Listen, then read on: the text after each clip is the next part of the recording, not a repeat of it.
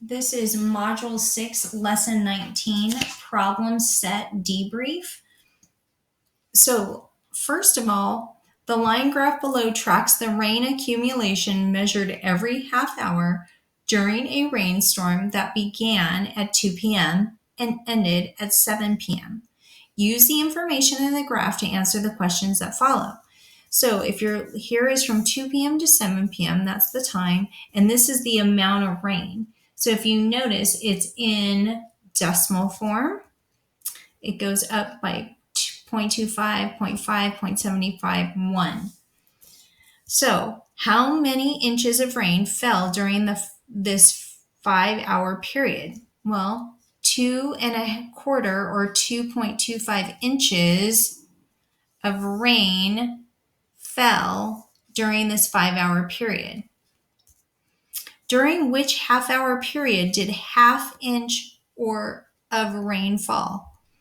Explain how you know. Well, half or 0.5 inch of rain fell between 2:30 and 3 p.m. The line went up a half inch as time went from 2:30 to 3 p.m. All right. During which half-hour period did rain fall most rapidly? How do you know? Rain fell most rapidly from 4:30 to 5 p.m. because the line is the steepest from this time to this time. It goes up 1, 2, 3, 2.5 units.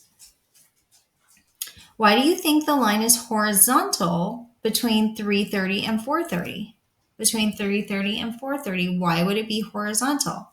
Well, no rain fell from 3:30 to 4:30. It was stagnant. No rain fell.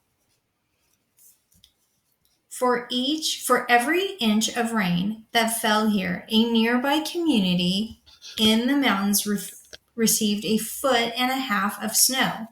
How many inches of snow fell in the mountain community between 5 and 7 p.m.? Well, a total of half inch of rain fell between 5 and 7 p.m. That means the mountain community got 1/2 foot and 1/2 of snow, or 3/4 foot, which equals 9 inches of snow. So there's two different ways to solve this. So 1/2 times 18 inches is 9 inches, or 1/2 times 1.5 is 3/4. 1 times 3, 2 times 2 is 3/4 of a foot. Go back, analyze the chart, and understand what they're asking you here, because questions like this will be on the final test. All right. Then, Mr. Boyd checks the gauge on his home's fuel tank on the first day of every month.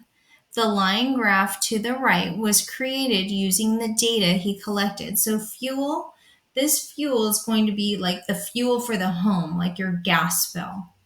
According to the graph, during which month does the amount of fuel decrease most rapidly?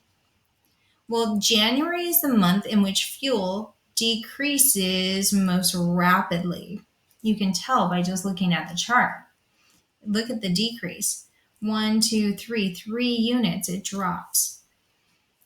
Now, the Boyds took a month-long vacation. During which month did this most likely occur? Explain how you know. Well, looks like March, June, July. In July, no fuel was used because the line is flat. That is when they went on vacation. Then the tank was filled in May. Oh, sorry. The Boyd's Fuel Company tank filled his tank once this year. During which month did this most likely occur? Well, they go from here to here. So what do you think that's happening here? Yes, it's being filled. The tank was filled in May because the line went up, meaning fuel was added. Then the Boyd family's fuel tank holds 284 gallons of fuel when full.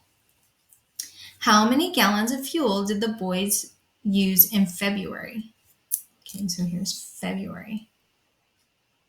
So if full means the tank contains 284 gallons, each interval on the chart represents 17.75 gallons. And I did that by subtracting 284 by 16. In February, the line went down 2 units, or 30, if you add the 2 units, 17.75 plus 17.75 is 35.5 gallons. So 35.5 gallons were used in February. Now, Mr. Boyd pays $3.54 per gallon of fuel. What is the cost of fuel he used in February and March? Well, in February, the line went down 2 units, and in March, 1 unit. The units which equals 3 units in 2 months.